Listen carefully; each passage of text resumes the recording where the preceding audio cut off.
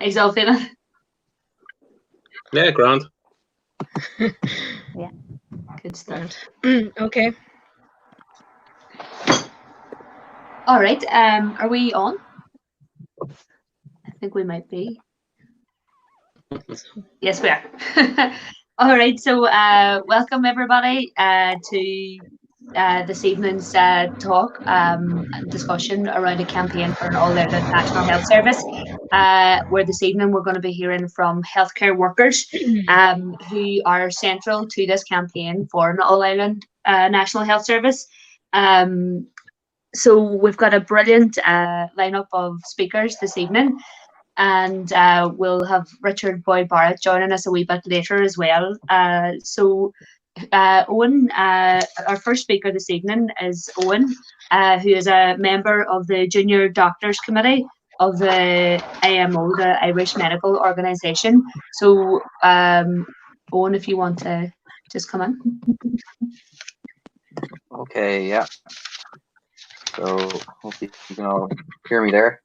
So I suppose any talk on the Irish healthcare system from the point of view of doctors or any healthcare workers for that matter needs to be prefaced with the pre-COVID situation before we actually can understand the depths of the contradictions that COVID has laid bare.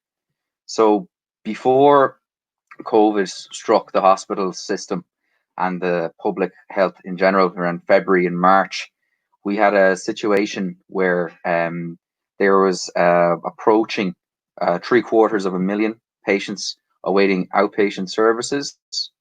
You had record-breaking numbers of patients on trolleys, and you have doctors routinely working over 24-hour shifts, and where the European directive recommendation of 48 hours per week. As well as this, there is the chronic issue, the acute on chronic issue of long-term emigration at all levels, from have just finished their intern year all the way to general practitioners emigrating from the Irish healthcare service, particularly in the south, but the north is not immune to this either.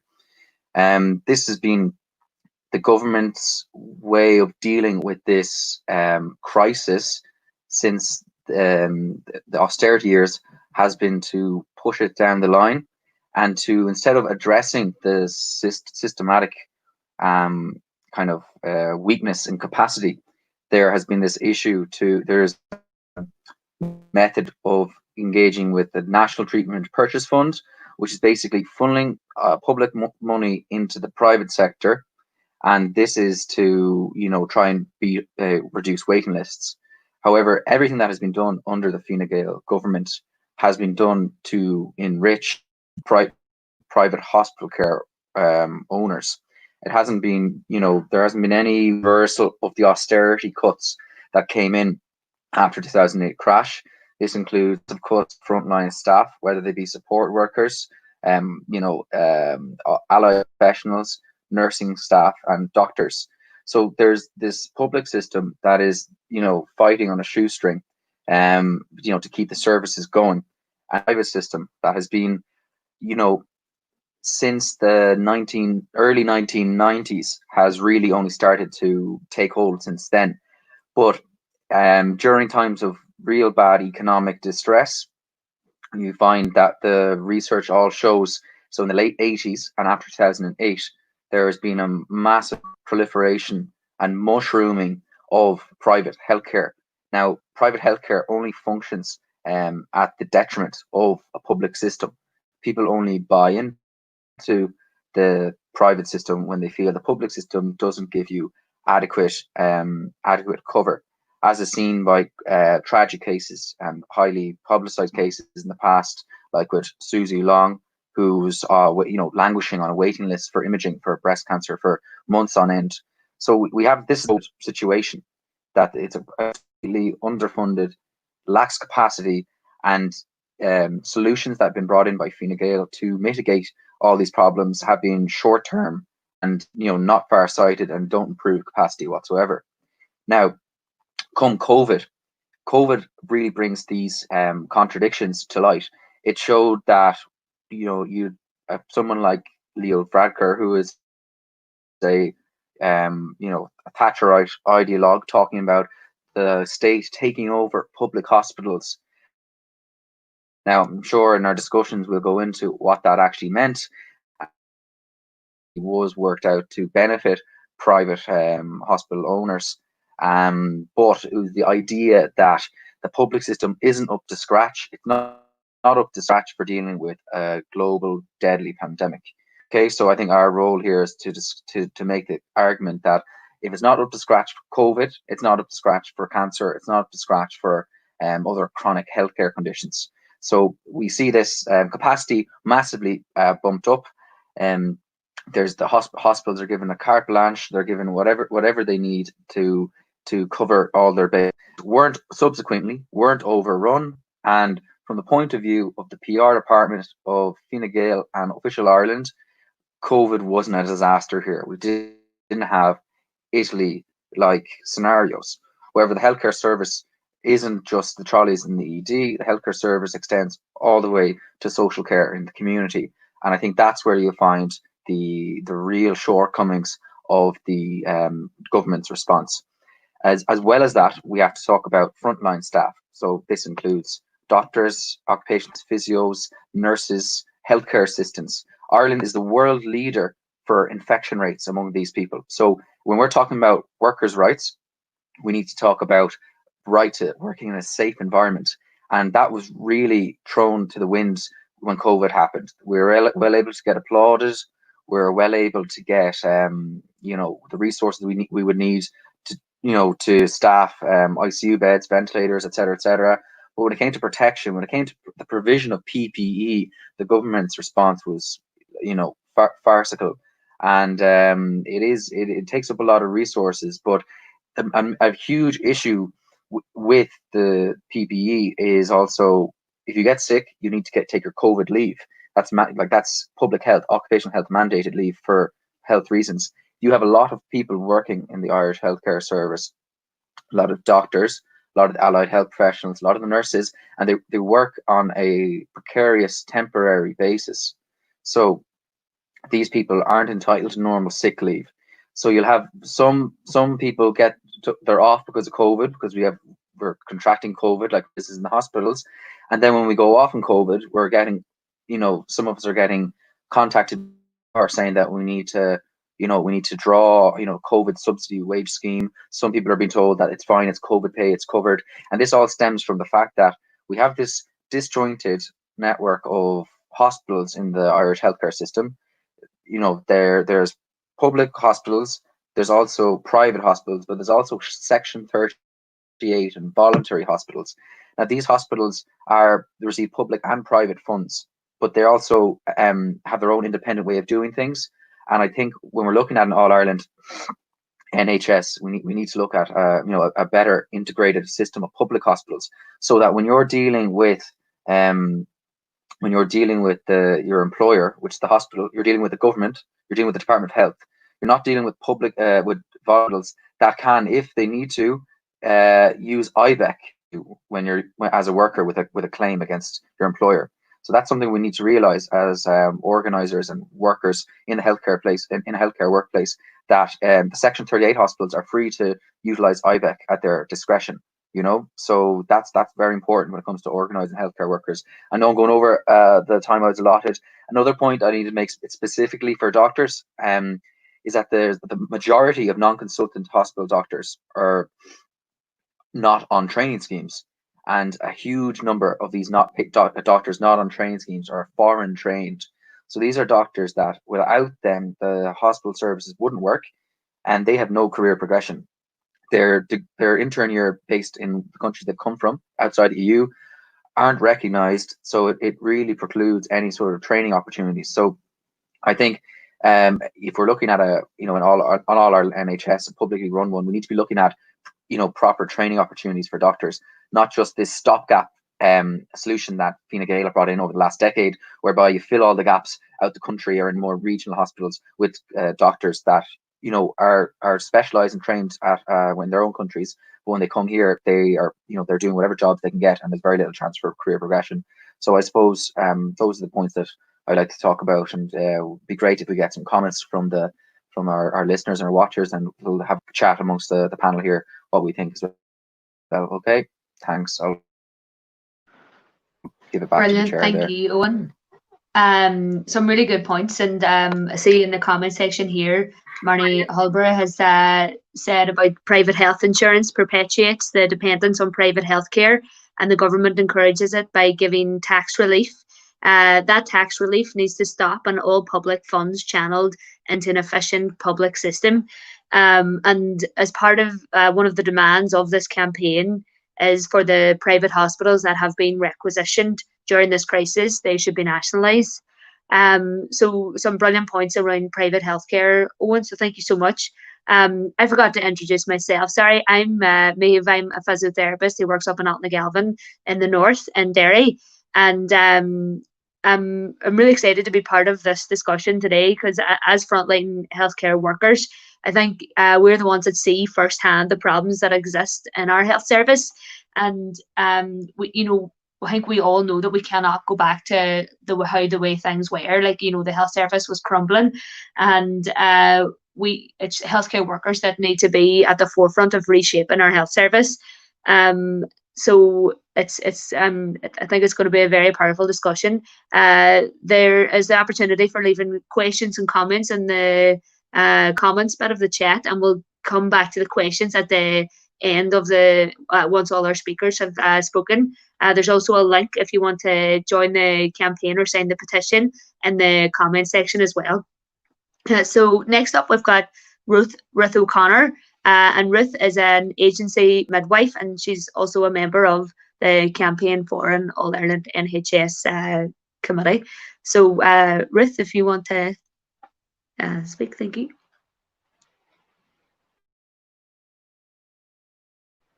And just mute your microphone, Ruth, if you can. Did you? Oh yes, sorry, I thought I hit that button there. Hi, yes, thanks for introducing me and thanks for having me. Just great to be involved in the campaign and great to be here this evening just to talk about. If I get interference or anything like that, stop me. So just a bit of a background about myself. I'm qualified 10 years as a midwife. I have worked abroad and I am currently working with CPL Healthcare, the agency, for the last 3 years. And I have been working primarily in one of the Dublin maternity hospitals. And during that time, as Owen elaborated to, we're going through this period now, but we have to think back as to what we were like before COVID and how our health service was in crisis. People may be a little bit more familiar with CPL Healthcare at the moment because it was requested by the HSE to help with recruitment for the All Ireland campaign, where thousands of people, healthcare workers, nurses, midwives, doctors, physios, like everyone signed up to and came home to get involved with the pandemic. But it was actually through the HSE went through CPL Healthcare, and not a lot of people actually realised, well, of the 100 or so that were taken on, they didn't realise that they would be on different contracts to their HSE colleagues, some of whom that they had worked with previously. And the majority of people seemed to have gone, that went through the All Ireland campaign, actually went back to their original employers and contacted them directly. So when I joined CPL Healthcare 3 years ago, I was well aware of that the healthcare service had cracks and had breaks and needed assistance with. But I had worked previously with the healthcare service, and it's not the easiest place to work with. And obviously working abroad in comparison and in comparison to, I felt it was better for me to be able to pick and choose when I wanted to work, and obviously to fit in like with what was going on with my life at the time. So just to kind of come to it, like what was it? Obviously, as an agency midwife, you're not entitled to sick pay, or you're obviously the biggest thing actually about it is that you're not entitled to or seen to be able to actually get a mortgage. So there's a lot of differences, like a lot of people wouldn't see behind the screens, like, but a lot of people actually are wondering, well, why would you not take a contract? Why would you not? And especially during the pandemic, it has been because of that little bit of control over my life and over as healthcare workers, as Owen has put, we've been asked to step up to absolutely huge stressful situations. And it was just, I have continued, and as I said, I was 3 years at this already. What was it before COVID like that? I have continued to work in a hospital that I worked in before. So that's the reason why I have chosen to actually stay as an agency midwife. But during this COVID period, I have actually worked in several areas in a COVID assessment unit, testing people, swabbing people, also looking after people, what was it, in labour, what was it, that are positive, dressed in full PPE for hours on end, and obviously filling in then for people, for healthcare workers that have been tested positive, and obviously filling the gap. So a lot of people will see agency as an over expenditure, as we are hemorrhaging, the healthcare service is hemorrhaging money. But at the same time, what was it, from my personal experience, and as we've said, we're all seeing the system from our own personal experience, it is people like myself that are filling the gaps, and doing so because we choose to just have that little bit of control in a crisis. So that's the thing, our health service is still in crisis. As Owen mentioned, there's at least 1 in 5 or 1 in 6 of us that are waiting on on a waiting list. Before the pandemic, there were 700 people a day on trolleys, and so each aspect of the healthcare service was under a severe pressure, including maternity services. I do think that there is a better way going forward. Then obviously I see myself, I know I'm working for a private entity, I'm working for a private part of the healthcare, or actually I'm outsourced to a private healthcare company or private company. And I know that there are inequalities between myself and my colleagues, my other nurses and midwife colleagues. And sometimes I'm not seen as equal to them. They sometimes might see myself as, oh, I might be only interested in the money. But the reason why I come back to this, and the reason why I sometimes have to justify continuing as an agency midwife, is that small little bit of control, that small little bit of job satisfaction that I have a little bit more over my colleagues that they don't have, because I get to pick and choose my hours and I don't work.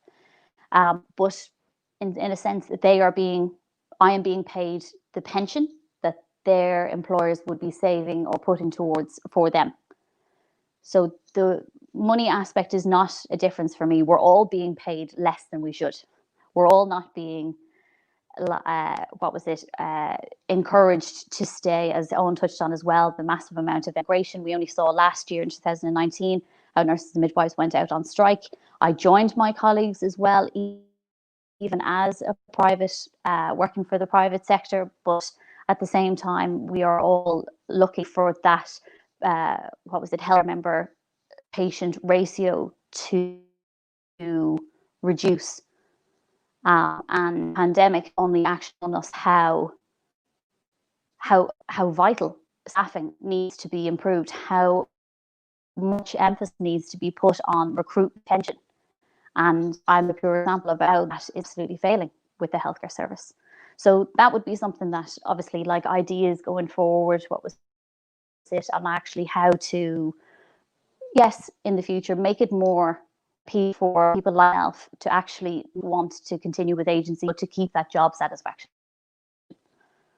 That would be a big thing.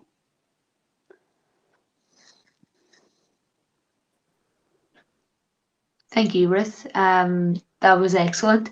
And you mentioned there about the strikes down south that you were part of, and healthcare workers were on strike north and south there in the last year, demanding better pay but also safe staffing.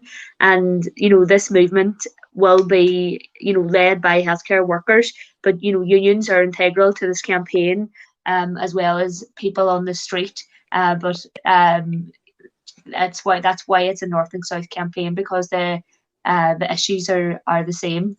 Both our health services are in dire in a dire state, and it makes sense for us to have a properly funded national health service for the whole island, as it's working that way for things like cancer services and cardiac services. So why not all healthcare services? So welcome, Richard.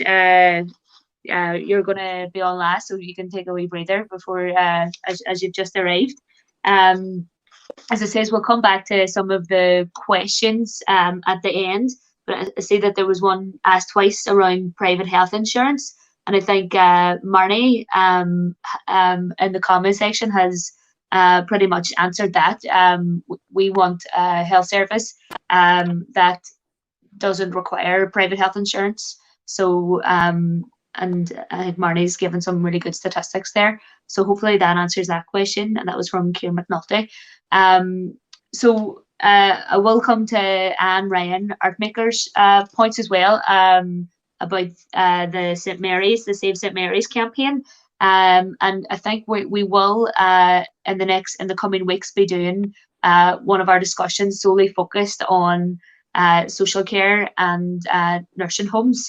And St Mary's, the Save St Mary's campaign is a nursing home which is losing its funding. It is privately run, but it's state funded, and we will be sharing the petition in the comment section as well. And Ryan Artmaker has just shared some information about it, how that they kept their residents COVID free during this pandemic, but received notice via email that the nursing home would close at the end of the year, which is an absolute disgrace.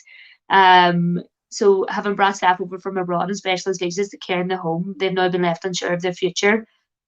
So again, it's just this is a really important campaign that we all need to get behind, and will be the petition, as I said, will be in the comments section, and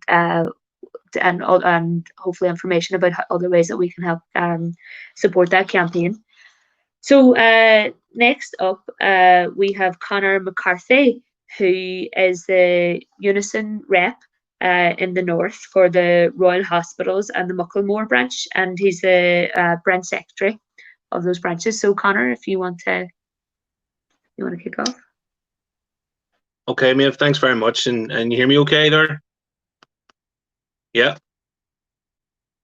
Okay, thank you. Hello as well to the rest of the panels. It's nice to see everybody. The debate is happening right across the island in regards to different contexts, different groups. As we speak, there's another group on in regards to trade unionists for United Ireland and New Ireland, and talking about similar things. There's various groups having this debate right across the island. What Brexit done, for example, Brexit prompted the whole issue around national identity, and then COVID came and it prompted the issue around national health service across the island. And we'll have two jurisdictions, two different health systems. And this debate is happening, as I say, right across the island in regards to an all-Ireland health service. And in the south, it's largely around the cost implications and the economic impact of bringing that about. And in the north, unfortunately, that's obviously a very toxic issue, but nevertheless, it should be still debated around having that all-Ireland structure in place. So yes, very much so. the need has been now bore brunt in regards to COVID being in place. It's highlighted the fact that the inequalities that are right across the island, those who are paying huge amounts of money through insurance premiums, and those in the north who are not, but equally both jurisdictions are actually facing the same problems. Owen outlined that in regards to huge waiting lists, trolley waits, people needing urgent cancer care, and those unnecessary delays. So both sides of the island have the similar problems, but largely dramatically different funding streams. The South's still the only country in the EU that doesn't have a universal free healthcare system. And it's not a case of those arguing for the issue around unity in Ireland, for the top half just to join the bottom half and vice versa. Ireland needs that radical reform right across all of its structures, and health's no different than that. Sorry, it just disappeared there. Health's no different than that. In regards to health is much more than just hospitals, GPs and clinics. It's about housing. It's about decent public housing. It's about universal free school meals for school children from primary school to secondary school. It's about the promotion of preventative strategies in health and that being funded. In the South, having a corporation tax at 12.5% isn't going to bring about an NHS when a large amounts of money are still going to private corporations, and there's far too much private money in public structures. So I think in regards to looking at the centre, this is obviously the people of Ireland, the sick, the vulnerable. Those should be at the beginning, centre, the end of this debate. In the north, you'll have seen here recently where with the COVID taking place, there was huge impact on the care homes and our elderly. And our elderly being sold off as commodities to the highest bidder and commissioning processes where private enterprises are taking over and been running care homes for a long period of time have clearly demonstrated that they cannot cope when a crisis like this hits. They're built on sand, and those structuring streams are now being largely, in all but name, nationalised in the north. All the trusts in the north are more or less funding the private care homes with full PPE and paying for that. They're actually providing labour for the private care homes, but yet those private care home owners aren't paying a penny towards that or being held accountable for this misgivings in the care homes in the first place. So that integrated care model is absolutely need to be funded more. Bringing domiciliary care workers back in-house who visit homes of our most sick and vulnerable every day. All of those, over 400 different employers in the north employ those domiciliary care workers. 75% of the north's domiciliary care workers is privatised. So bringing all the health structures back in-house and using the NHS as the #1 preferred provider for care in the north is absolutely essential. And expanding that to the south in the sense where it's bringing it universal free at the point of delivery and taking the insurance model away from how health is delivered is absolutely vital for long-term sustainability and patient satisfaction, because there's the primary care element of it where people are still paying based on the region in the south you're at, where you're paying to see the GP, you're paying huge amounts of bills every month in regards to getting access to medications and prescriptions. It's a holistic view of health and preventative strategies and taking it all in-house, and that's going to need radical reform right across the island. In the north, it's being starved and it's being largely underfunded, not only from the Tories, but also from Stormont for successive years, hasn't properly funded the health service here. And it's been chipped away and chipped away. There's loads of outsourcing. The casualisation of staff is not by accident, it's by design. And the system wants more casualised approach so it can casually hire and fire also. So it's making sure that the debate needs to be had right across the island, both jurisdictions, about how to improve the health and well-being of the population of Ireland. Can that be done in while we still have two jurisdictions? I'm not sure. I don't believe so. I believe the debate is happening about what does a new Ireland look like, and it should be a debate we should all be involved in and try to have it a sensible, grown-up, mature debate about that. But health is the absolute #1 key issue around the obstacles to bringing that about, or the enthusiasm to bring it about, because we want to make sure that whatever jurisdictional changes are made, and even if they're not made, the people of Ireland do deserve a free universal healthcare system, free at the point of delivery, and it's important that we all try to bring that about. The mainstream parties have plenty of policies about that. The policies are only as good as their implementation. Unfortunately, they've been very poor at those implementations thus far. So it's up to the people of Ireland, it's up to grassroots movements, the trade union movement, the people that demand change. And we've seen radical reform in the South over the last number of years around same-sex marriage and women reproductive rights and so forth. And they all came from the ground up. They all came from people organising and mobilising to demand those changes. And health is the same as that. So it's with that mobilisation of people to make sure that people come together to demand that we care for our elderly, we care for each other, we have it properly funded, and that means reforming our tax system. It means that the massive corporate handouts could pay for an All-Ireland Health Service 10 times over if those issues were just addressed, fundamentally just addressed and radically addressed, because that's where we're going to get the money to actually pay for this. So as we go forward this debate, and it will keep going, and COVID has laid bare those indiscrepancies that are there, we want to make sure that, and if there is a second wave of this, as they're calling and so forth, that it's also making sure that one of the waves that comes forward is radical change in Ireland for a universal free healthcare system. But as I say, but I point out, it's not just about structures, it's not just about GP surgeries or health centres or hospitals. It's about radical reform and decent public housing, free school meals. These are all part of an overall public health model that needs to be looked at holistically, and that needs to be properly funded. And I think the only way to properly fund that is having a unity project on the table to bring about that new Ireland that's based on equality, that's based on fairness, and it's most importantly at its very centre, a universal free healthcare system, free at the point of delivery. Brilliant, thank you, Connor.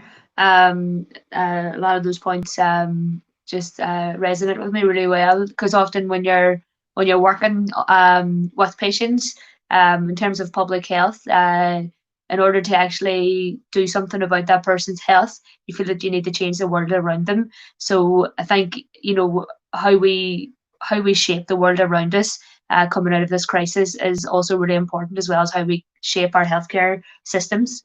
So thank you.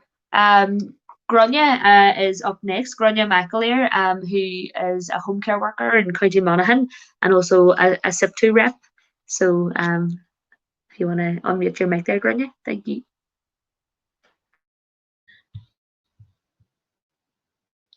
You can hear me okay, yeah?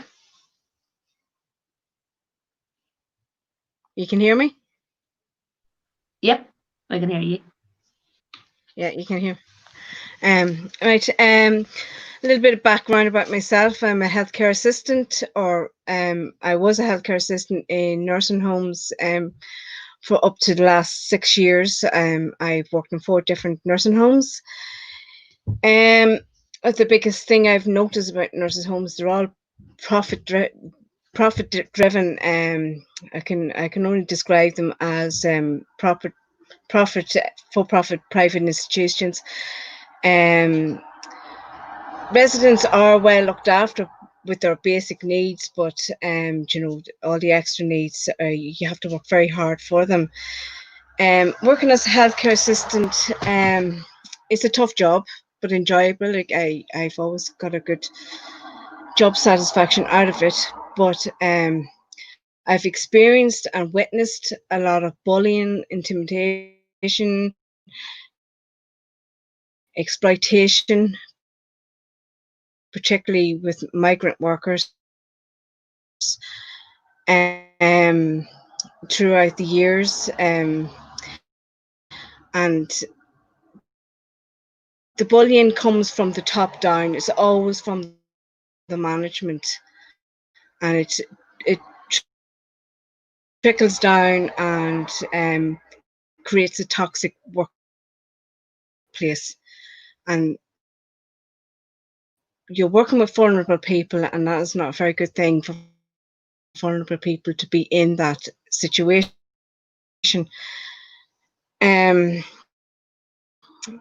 I've come across some very good people now. When you work in healthcare, you have great people that I've worked with and that are still there, kind of thing. And all very highly experienced, highly trained, and very dedicated to the job. But that's a natural kindness in people, and I find management will play on that kindness, getting people to work long hours, extra hours, beyond their hours, and it's quite a low paid job as well. The lowest I've been paid is $10.40 an hour, and the workload in that was horrific. And to back up Connor's point there, people are being treated like commodities. They've been kept alive in these places, and they're just existing. They're not living, they're existing.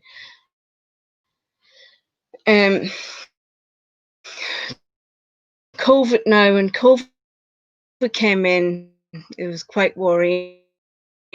We were all told that the elderly people were particularly vulnerable to this virus. I started working in a nursing home in Cavan, and just when all the COVID started, and within that time scale, I see about 4 or 5 people were admitted straight from Cavan General, and I think up to 3 of them eventually were found to be positive COVID, and it's read right through the home, and there was up to 20 deaths, I think, between the start of March till now, kind of thing. And the sad thing about the virus is that when they were dying, they died alone, surrounded by people in full PPE gear. I see it was quite a frightening experience. There was no relatives, there was no human touch there. And that kind of took away from the job a wee bit, because I would night work, and when somebody was close to death, the kind thing to do was to sit with the person and just to be there, kind of thing. But COVID took that away completely, and that's something that we couldn't control as healthcare workers. And it just added to the frustration of the job of a healthcare assistant in a nursing home that was already existing. And when you're working in a nursing home, one of the frustrating thing is you go in the morning and you're given a time scale, you and another colleague, to get up to 10 people up, dressed, squeaky clean, bring to day room. Everything's based around meals. They go for their dinner, you take them away, and then they're back for the tea. So it's that mundane routine that they always have, kind of thing. And as a healthcare assistant, you don't get to speak or talk to these people. You don't get to relate on a human level. And it's also what if we were to put it, is it kind of a dead end job kind of thing? There's no career progression there. And I was speaking to my rep recent over an issue, and we did circulate a survey for nursing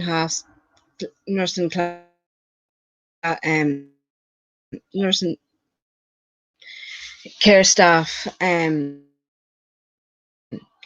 on the whole COVID issue, and her comments was, they wanted the voice of the healthcare assistants in particular to come out on how they experienced the whole COVID and how they experienced working in a nursing home, which is a tough job but rewarding, and because the consensus is that people think that there is no problems there with staff, that staff are not experiencing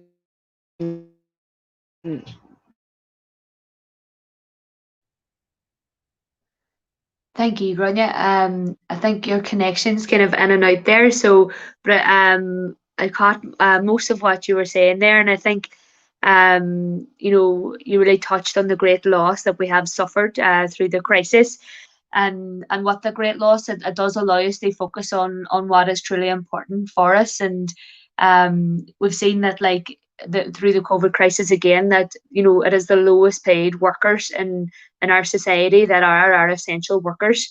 And the work that we do working in healthcare is founded on care. And going forward, we really do need to imagine a world that is founded on care.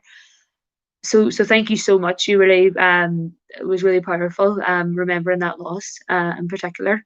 So now, last up, we have Richard, and then we'll have a bit of time for some of the questions and comments that are in under the chat. So it looks like there's been good engagement so far. So keep it coming.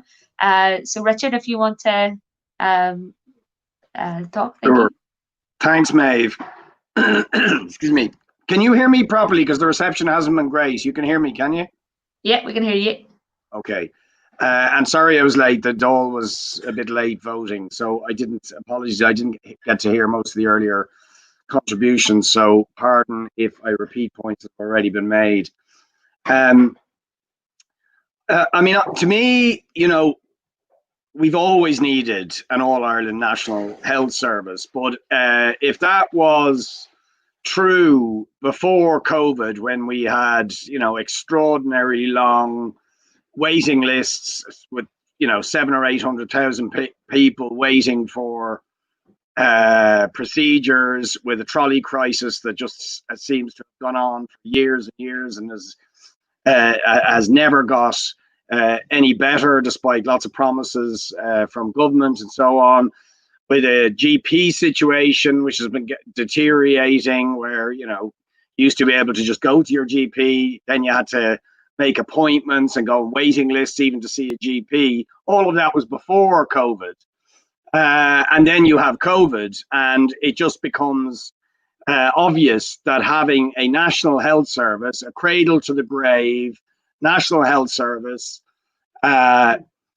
based on your medical needs and not on the size of your wallet is simply is now a no-brainer. I mean, there is no argument against it, and it's obvious at many levels. I mean, first of all, the capacity issue. Before COVID, our hospitals were operating at 100% capacity effectively. So even without COVID, if you had a bad influenza surge or whatever during the winter, you could be in real difficulties. But now with COVID, this idea you can operate on 100% capacity, but the low level of capacity we have is just not possible. We have to have the capacity to deal with non-COVID healthcare and have that surge capacity for COVID. The ICU capacity that was pitiful in this country, way below the European average, about half of the European average in terms of ICU capacity. You've got to have a significant increase in resourcing across the board, and it has to be all joined up. You can't have a situation where you're scrambling around, as we were at the beginning of the COVID crisis, and are to some extent, in trying to say, where can we get extra capacity? Have the private hospitals got some extra capacity that we can use?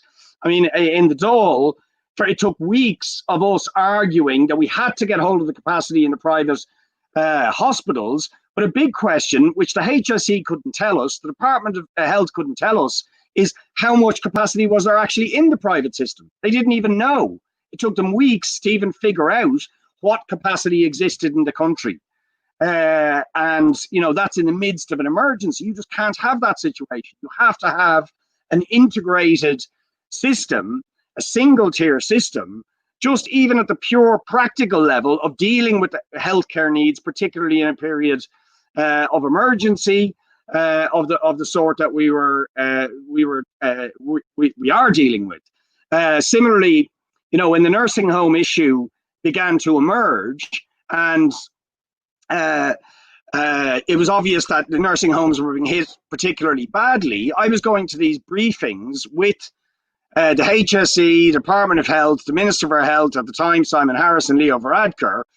And, you'd ask the question, what the hell is going on in the nursing homes? Do you know what the problem is? Is it PPE? Is it, what is it that's happening that the nursing homes are getting hit very badly? And Paul Reid turns around and says, well, actually, the HSE really only know what's going on in the nursing homes that we own and control, which is about 20%. And really, we don't have a clue what's going on in the rest of the nursing home sector. So a huge part of the problem, it seems to me, I mean, I know there's probably a big story and a big investigation needed about what happened in the nursing homes, about the discharge of people from the acute hospitals into the nursing homes, about PPE. But I think actually probably the biggest problem is that the whole nursing home sector was massively privatized and massively fragmented. Some of it was private nursing home owners, some of it was voluntary religious organizations, and some of it was HSE, and there was absolutely no joined up, integrated sort of organization and planning of that entire sector. And not surprisingly, that led to the problems and the tragedy and the deaths and so on that resulted in that area. So even just at the elementary level of being able to plan and organize a health service for the needs of all of the people, you have to have a single tier national health service. And that argument obviously applies at the All Ireland level, because we learned, if we didn't know it before, that when you're dealing with something like COVID-19, the idea that you can have a sort of a border in terms of health service provision makes absolutely no sense whatsoever. It's a practical necessity. It's not about ideology. It's not about political preference. It is an absolute practical and health necessity to have an integrated all Ireland national health service. And to my mind, there's a real urgency in us sort of winning the battle to achieve that. It's not something that could be long fingered with Sláinte Care, and we'll sort of slowly get there over 10 years in a slow incremental sort of plan, which is what Sláinte Care was about. It has to be done really quickly. We need to establish that is the principle on which we're going to run health services, and we need to move to it as fast as we possibly can if we're going to be able to deal with the situation we now face, and especially with the huge uncertainty, but the very strong likelihood of a second wave of COVID, and on top of that, the potential for influenza outbreaks and so on come the winter. There is an absolute urgency and necessity, it seems to me, to move to a national health service as quick as possible. And against that background, it's just absolutely preposterous and beggars belief that the new government is planning to hand back all that private health capacity to the Larry Goodmans of this world, to the Dennis O'Briens, that we're going to continue this ridiculous system of essentially renting our healthcare off billionaires who control hospitals and healthcare capacity purely for profit. It's preposterous and obscene in the current situation, and we have to argue for urgently nationalising all of that health capacity from the cradle to the grave, whether it's nursing homes, whether it's hospitals, and absorbing them into an integrated, functional, and all Ireland national health service. But that's going to take a political fight. And it's a political fight that we should start. And I'll just conclude on this.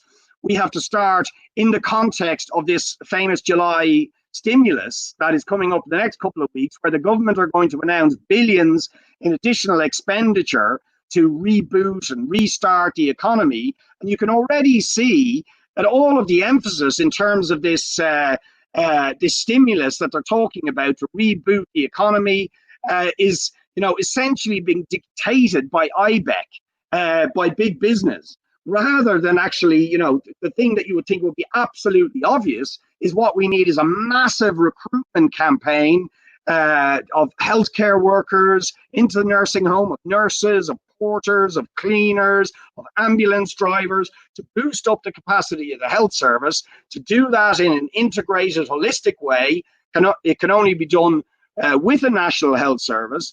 And indeed, that will create real and sustainable and useful employment for the many, many thousands of people who could be faced with mass unemployment if we don't get this stimulus and recovery plan. If it isn't a thought out and useful one, if it's dictated by the needs of the market and big business, the stimulus will go to all the wrong places. It won't solve any of the problems, and we could be faced with a very disastrous situation if, as is very likely, there's a second wave of COVID in the autumn and winter. So I'll leave it at that. But those are my thoughts. Thank you so much, Richard. So thank you, and thank you to all our panelists there this evening. We've a wee bit of time for a few questions here, and I think there was there's some great questions and comments in the panel section there from the discussion. And Alexandra has just asked here about what would the panel recommend to improve the crisis in the mental health services and the dreadfully long waiting lists people find themselves on if they're not in an immediate crisis. And I know that's a scenario north and south. And we will be doing another, and again, one of our discussions that we have planned is going to be on mental health in particular. But, that is an ongoing crisis that we are living through, a mental health crisis, and we're seeing that in acute hospitals, definitely. And it's not got the same focus as COVID does at the moment. If one of the panelists wants to touch on that, but another theme that has come up in the questions is around unions. and what, like, how do we get unions on board, and like, why as healthcare workers are we not as angry as healthcare workers in Spain and France and Italy, who are on the streets demanding better conditions and better pay, and what is it that needs to be done to actually get us moving and get our unions on board and to demand that this transformation happens. So, two questions there, kind of around unions, but also on mental health as well. So, I don't know if there's anybody who wants to uh, answer either or both of those. Connor, I think you're talking, but your mic's off. Oh, apologies. Good man. Can you hear me now? Yeah. Can you hear me now, Miff? Yeah, thank you.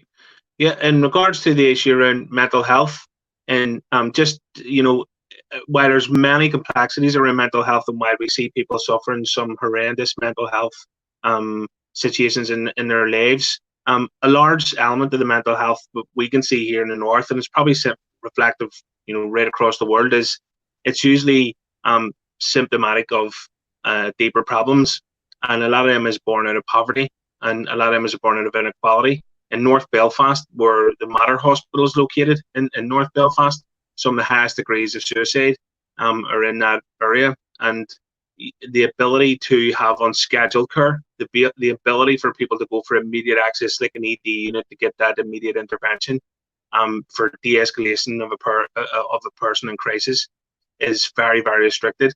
And funding for mental health is very, very poor.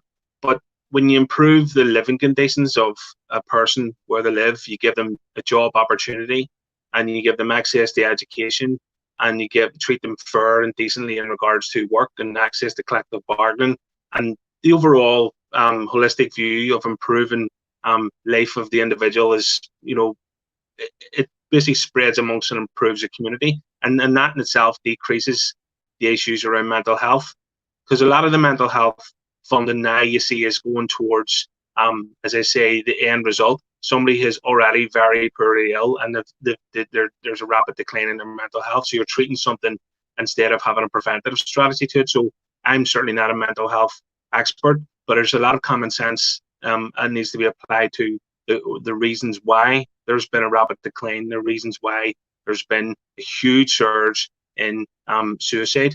And obviously living in a post-conflict society as well, it's not recognised enough.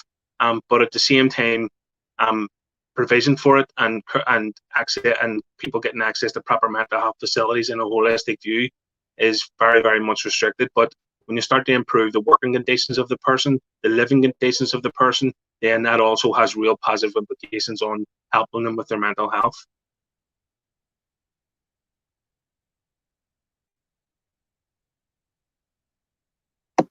Would I be able to come in there? Grant. So I completely agree with everything Connor said there about the social determinants of not only health but mental health, and of course would echo everything he's saying. From a clinical point of view, from my experience working in mental health, I've seen like very animated arguments between consultants about patients within different catchment areas about who they're going to take on, because that in itself is completely symptomatic of the lack of capacity that exists for mental health. Again, this is more at the service, like trying to get the service, like beds capacity, and then beds capacity requires, community capacity. So I've seen the cold face, how stretched some of these services are.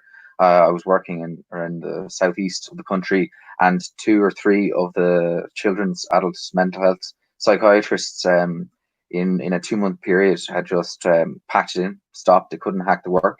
So it's really endemic of an issue when and it's an area that's quite small, southeast, so it's 2 or 3 counties, 2 consultants retiring, it destroys a service. So it really is just a matter of going back to 2008, 2009, those frontline workers that were all cut, all the recruitment bans and freezes that were brought in, they're having a huge knock-on effect and the ability for people to access services, and that married with obviously the housing crisis that's been exacerbated, and whether that's coming from Stormont or whether that's coming from Dáil Éireann, it requires, you know, a massive redistributive component to take the money, the vast quantities of wealth that's been created by workers that has gone up to the top layer of society every year since 2008.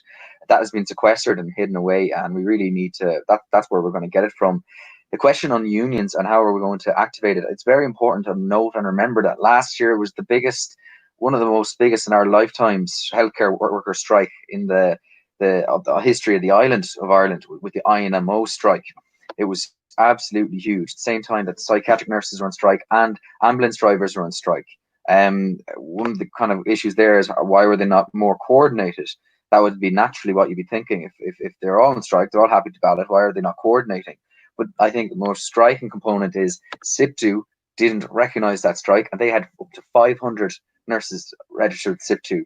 So we have a real issue when a huge union is not able to support the most popular strike action on the history of the island. I would argue, I'm not that old, but Jesus, it was, you know, the amount of energy and support behind the nurses. They could have literally done anything, and they would have had the public on their side. So how was it? How was that able to be demobilized, shut down, promised, you know, completely empty, piecemeal promises, and then come this year they didn't get any of it? So I think we need to look at that. We need to look at like a joint union strategy that brings different unions together and has them acting cohesively. And I think a massive obstacle to that is, of course, social partnership and Thatcherite laws that obviously govern in the north of the country. So we really do need to kind of have a focus on how we can engage in unions. And I think when it comes to leadership, you'll always be left begging. I have to come from the grassroots, and I think that's the sort of engagement that we'll need to get ourselves involved in. Dave? Thanks, Connor and Owen. Richard, yeah, do you want that? Yeah, well, just on the wider sort of social determinants of mental health. I mean, the biggest issue I deal with and we deal with in our clinics on a week-to-week basis is housing. And the connection between poor mental health and precarious housing situations is just abundantly obvious, because the amount of people who are in difficult housing situations who just literally get really, really seriously clinically depressed because of their precarious housing situation is extraordinary. And what they need is a home, and their kids need homes. So they're not, you know, their kids are not traumatized by having, you know, the most fundamental insecurity from an early age. You know, you know, I remember one young woman coming into us in her 20s. She just had her own first kid, and she said, "I have been homeless all my life." Imagine saying that. I've been homeless all my life. You know, this is what we're dealing with. Imagine what that is doing to the mental health of whole layers of people, particularly working class people. So we've got to solve those problems. But then again, it's the capacity in our health service issue. You know, I mean, Vision for Change was a brilliant plan for mental health services. What is it, 12 years old now? It was, if Vision for Change was implemented, we would have state-of-the-art, brilliant health services, mental health services. But it's never been implemented. And the main element of it that's never been implemented is they've never recruited the levels of staffing that were necessary to implement it, because of recruitment embargoes, because of austerity, because of, you know, addiction to privatization, and so on. So, you know, that's the key thing, is we need to recruit directly the staffing levels, because, you know, to give somebody the care they need, and I'm not an expert in this, but it seems to me obvious, is you need people to talk to people who are having difficulties in their lives. Instead of putting them on a waiting list, telling them, you know, we don't have anything for you, or maybe here's some pills to keep you going, because we don't actually have the services you really need. And then just on the union stuff, I mean, the point about social partnership was a disaster. Okay, so many of the unions, and this is linked to the question of politics and the Labour Party, was, you know, let's give up on fighting trade unionism and instead try and get into bed with the government to work out national agreements. That has been an absolute disaster for the labour movement, and has killed off the sort of rank and file initiative and activism you actually need to fight for change. So that has been a rot that is linked to the politics of the Labour Party that has very much damaged trade unionism and its sort of campaigning and fighting approach. But also, I think years of being on the defensive, even the better unions, I think maybe haven't quite grasped the moment we are in now. That this is a moment when we shouldn't be on the defensive, when we need to aggressively go on the offensive, because actually I think the majority of people now see what needs to be done with our health services. But I think the bad habits of social partnership and being on the defensive may hold the unions back. So politics is important, and us getting in and arguing this is the moment to actually fight and encourage people, and obviously be bold on demanding, decent pay increases, pay equality for health workers and so on. I think we will get a big hearing, and that can then push the unions into the sort of action they should be taking.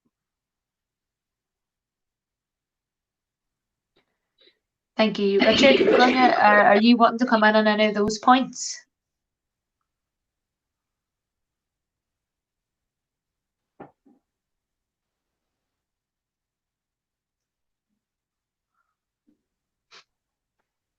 I think our reception's good there, yeah. The reception might be bad. Sorry, Grania. Your mic's on mute as well.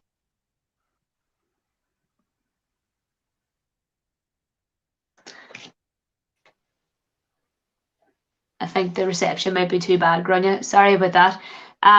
Joe Tully here has come on with a few good points just around the second wave, how we need to be much more prepared, and as staff we must argue for shorter hours and more staff, and also around the demands that we made on the strike last year for parity of pay and conditions, that be accepted. So thinking about the second wave, what are the key things that need to be in place for healthcare workers? And Marnie Halborough also has asked a question about how do the panel see as the first step towards an all-Ireland national health service in the COVID, but also in the post-COVID situation. So thinking, with that second wave, but also after COVID, kind of what are the first steps towards this? Yes, Grania, are you in now? Yeah. In regards to the unions now, I am a member of SIP2. I've worked in. Sorry, can you hear me? Yeah, we can hear you. Brilliant. Oh, right. Sorry.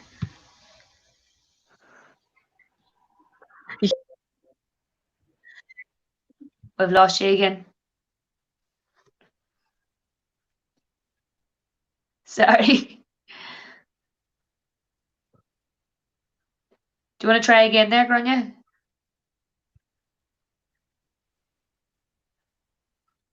Sorry, we don't have you. Sorry about that. Is there anybody else then wanting to come on the points of Joe and Marnie? Maeve, can I hear Maeve? Can you hear me okay? Yeah, just on the unions, actually I agree an awful lot what Richard was saying there in regards to the unions capitalising on this current situation for all the right reasons as opposed to the management. All right, and also why I noticed one of the questions there, why they are not more one of the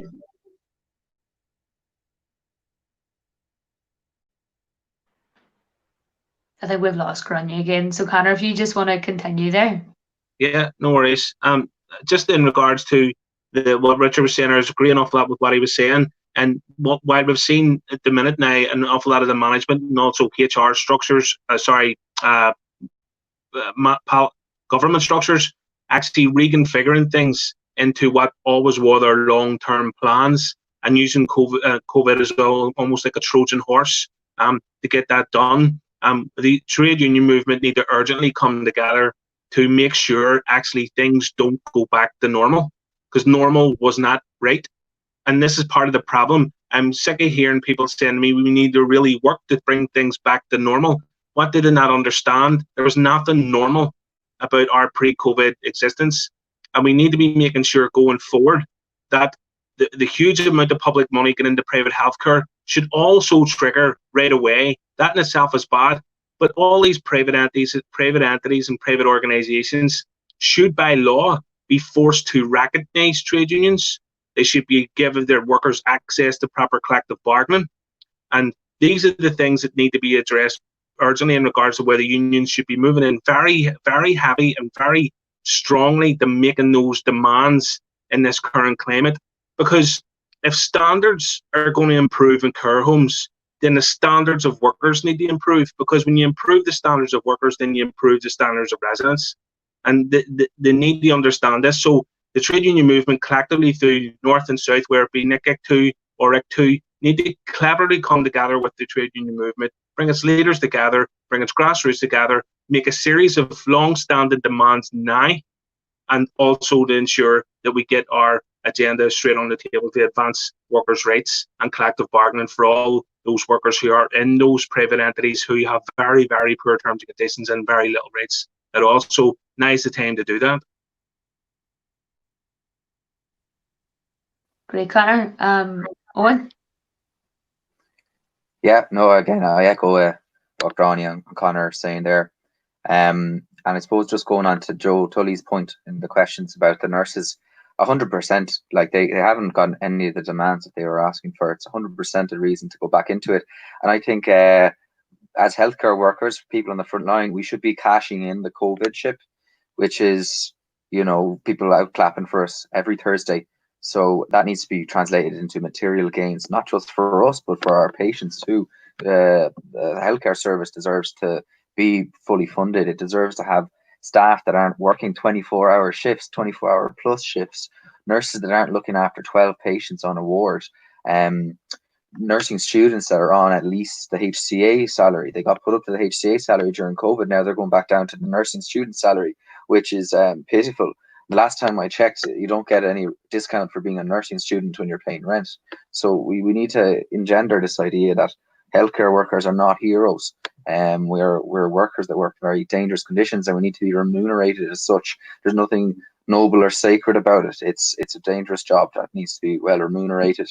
And I think when we look at the health service and we look at the massive amount of savings we could get from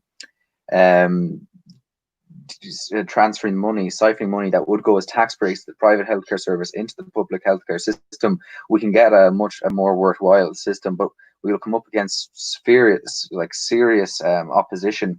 When Sláintecare was originally launched in 2017, for those watching, that was the broad cross-party consensus program for universal healthcare in Ireland. Even that, which isn't even a complete argument for a single-payer system, it's more about Obamacare, multi-payer system that gives you universal access, a very modern, trendy thing. But even that, VHI came out with a statement questioning its impact and how people in VHI would lose jobs, etc., etc., etc. So a campaign like this, it won't survive unless it has a very vibrant,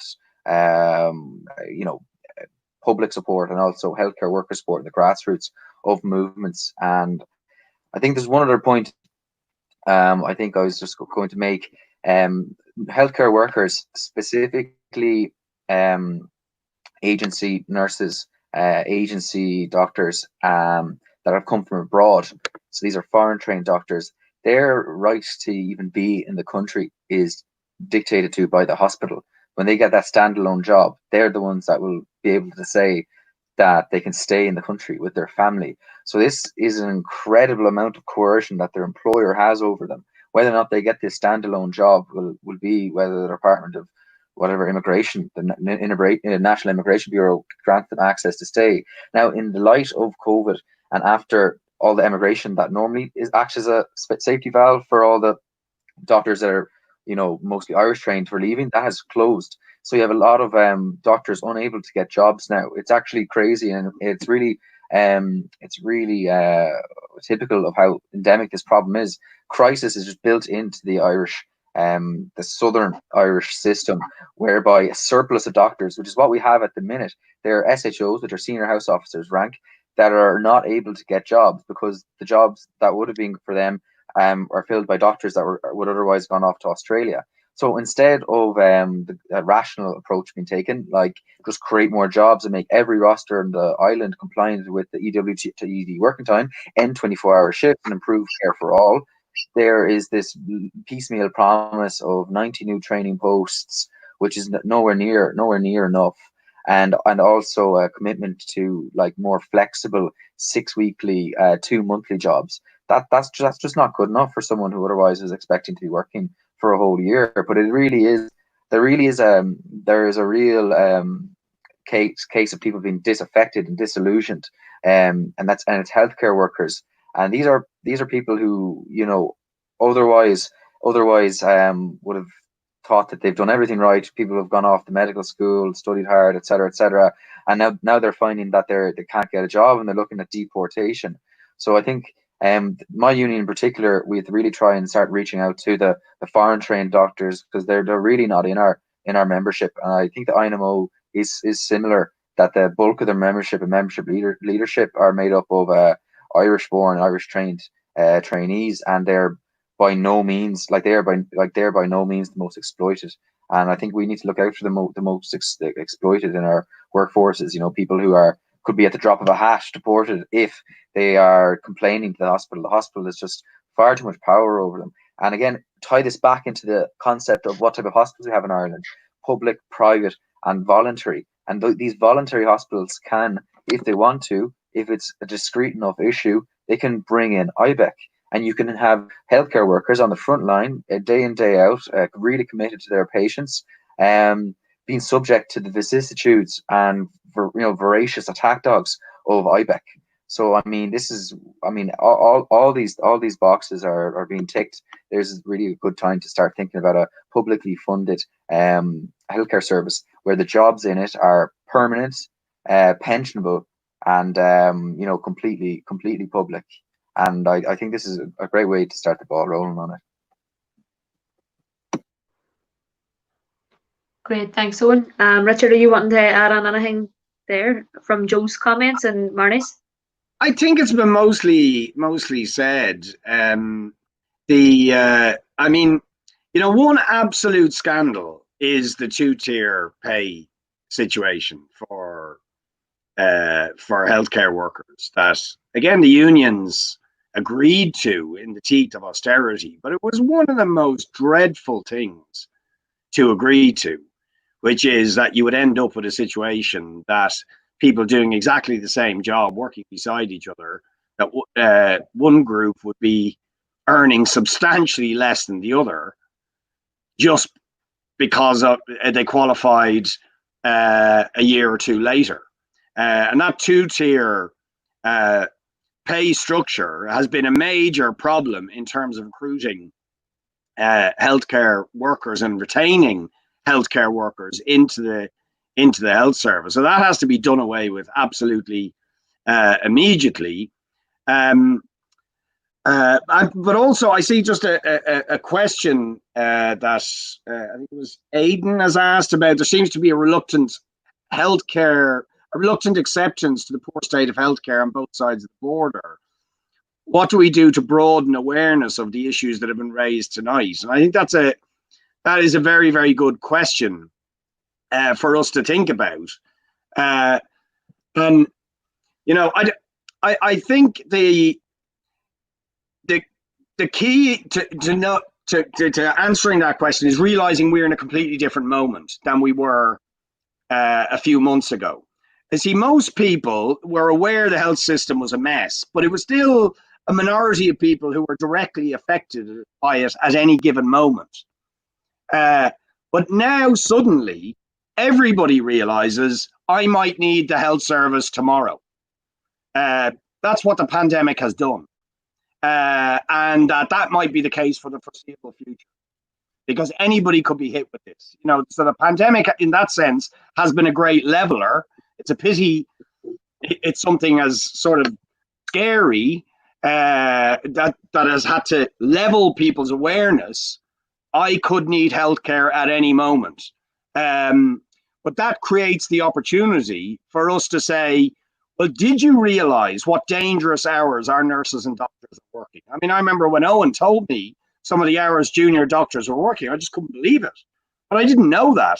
But I think to let people know, you know, the shockingly dangerous hours that our healthcare workers are being forced to work because there isn't enough posts being approved in the health service. I think that would really scare people and anger them and make them want to do something real fast about it.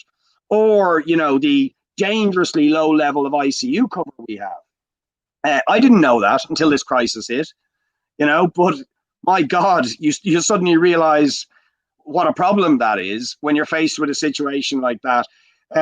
So we've got to get those facts out. And I think that's why this campaign is important. So the answer to the question is we've got to get active. We've got to pull together all the people, healthcare workers most importantly, but also the people who've realized just how important our health service is. And we've got to get organized. We've got to get these facts out to people, and we've got to encourage people that it is possible to do something about it, because a lot of the time it's just pessimism that people just feel, yeah, it's terrible, there's nothing we can do. We have to really encourage people that look what the nurses did last year on that massive strike. That's the power potentially we have. Now let's mobilize that power to fight for an All-Ireland National Health Service. Brilliant. Yeah, thank you, Richard. And I totally agree. Like reading the comments and questions and, you know, and the chat here, I think the observations have been brilliant and much better than the observations that are being made by those in charge. I think on the ground, we're the people who know the score. We see the problems, but we also see the solutions. And you know, I think now is the time again. Like, how do we move forward? Now is the time to be angry, but also to be organised and to be radical. Because you know the way that we've been trying to make change up until now has not been working. So we need to start rocking the boat a wee bit. And the spotlight is on healthcare workers right now. You know, we have that attention. And I think we really need to make our voices heard through organising at the grassroots level in the hospitals, and the union leaderships will soon catch up with the noise on the ground. So thank you. I think we're over time, so I think I'm going to wrap up there. Thanks to all our speakers on the panel. And thanks for everybody who contributed with comments and questions. Sorry we didn't get to go through them all, but this discussion will be available on the Facebook page, but also on YouTube, as well as previous discussions as part of the campaign. Another good way to share this campaign is by sharing this on your through your networks, through email or through Facebook. And get more and more people informed that this is a growing movement for an All-Ireland National Health Service that's integrated with health and social care and fully funded. So thanks again, and we'll be back. If anybody wants to join the organising committee, we're meeting fortnightly at the moment. And the information, the sign-up sheet is again within the comments section, and there's also a petition to sign. So thank you all, and join the campaign. All right, bye.